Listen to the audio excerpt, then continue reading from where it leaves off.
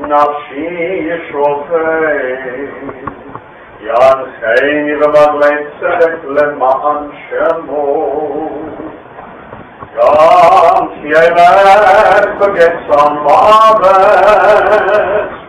לא ירא רע, כי אתה עמדי. שבטך ומשענתך המה ינחני. תערוך לפני שולחן נגד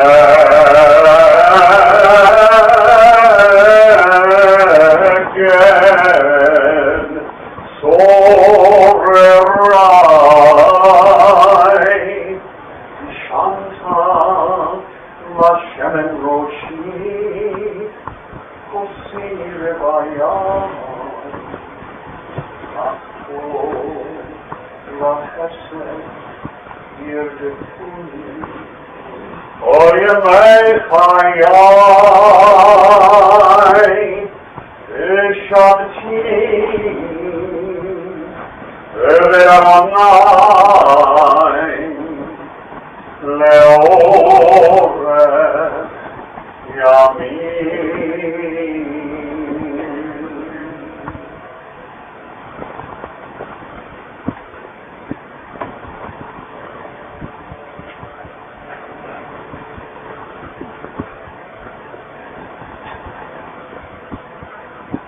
In his sorrow, the biblical figure Job cried out, Adonai Natan, Adonai Lakach, Yehi Shem Adonai Nevarah. God is given, God is taken away. Blessed be the name of God. Ancient people, we Jews are well acquainted with grief and with the valley of shadows. Death and sorrow are not strangers to us.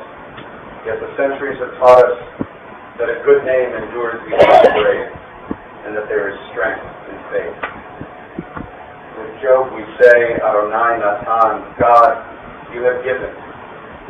You gave us a loved one who will not be forgotten. For all that was good and enduring in his life, we offer the deepest thanks of our hearts.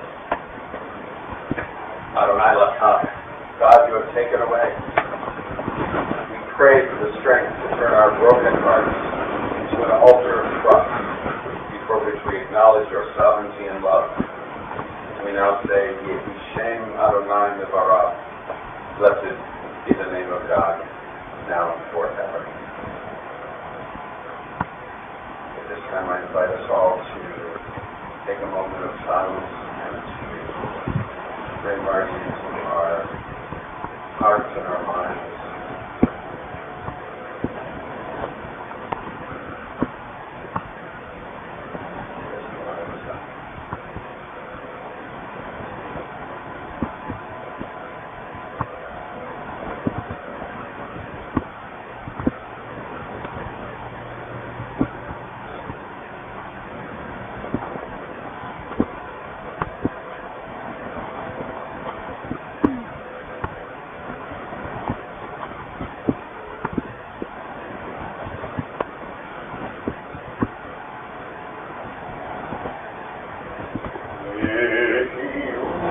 רצון ברכים,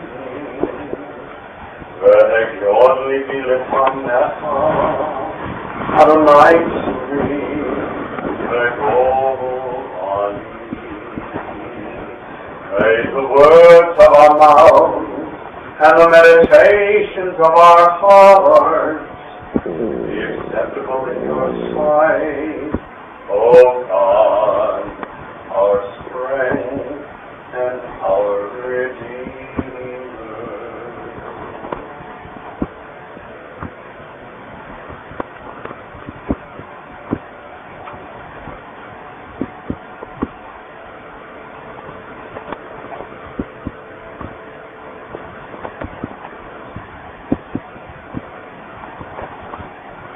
Zichrono livracha, his memory be for a blessing.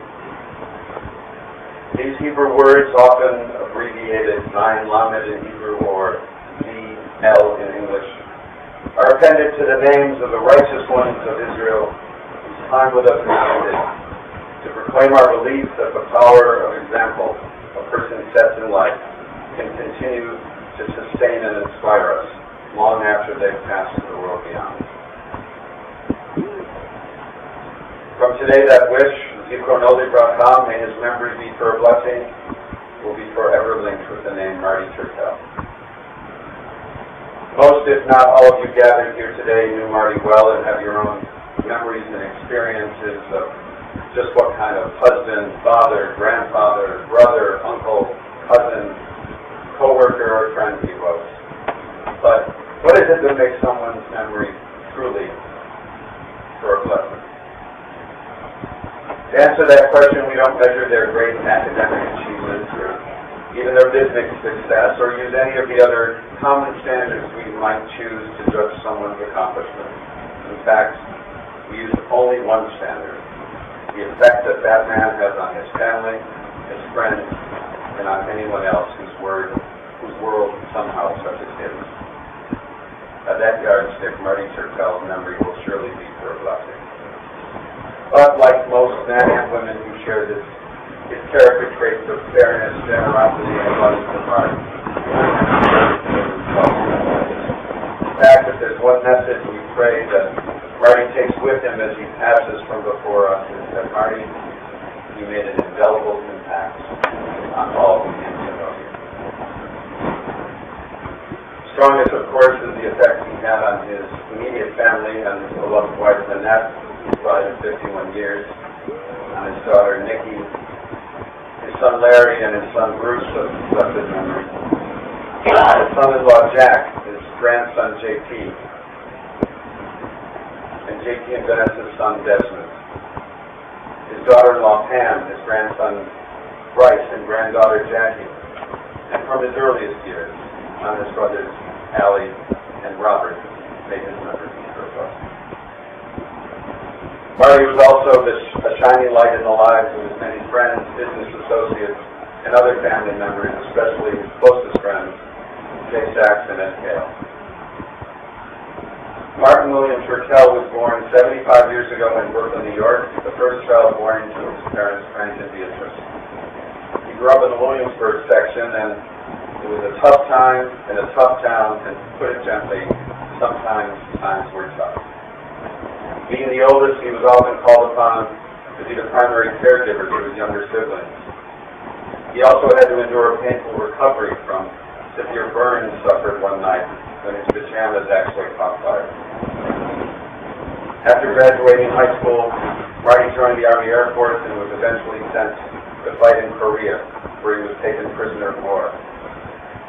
After the suspension of that war and his release, Marty returned to New York, where one evening his cousin Gail introduced the then 22-year-old to her 16-year-old friend from Bensonhurst.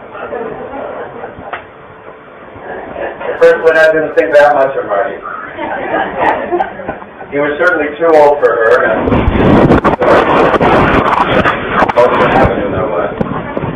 wouldn't take much of a high school kid like her. She was just a baby, after all. But 3 months later, they were engaged and married. Because, as his son Larry says, his father was the hardest worker he's ever known. Marty would likely have been a success at almost anything he tried. But he was a natural-born salesman, and as they began their life together, Marty entered into the floor covering business, selling brushes and flooring at top stores like ABC Carpets in Manhattan and the Bronx, and later Times Square stores, where he ran 10 stores. He and Lynette were committed to building a more secure life for Nikki, Larry, and Bruce than they had, and the family eventually moved into a beautiful home on Long Island. Throughout their entire childhood, Marty always made a special point of spending quality time with his kids, especially on Sundays when he would wake them early in the morning, first to go out to breakfast, and then on to some activity like horseback riding or out to an arcade or to the beach. Anything would do, as long as they were together. But along with this generosity of time Marty showed his kids, Marty was also generous with other family members and even friends.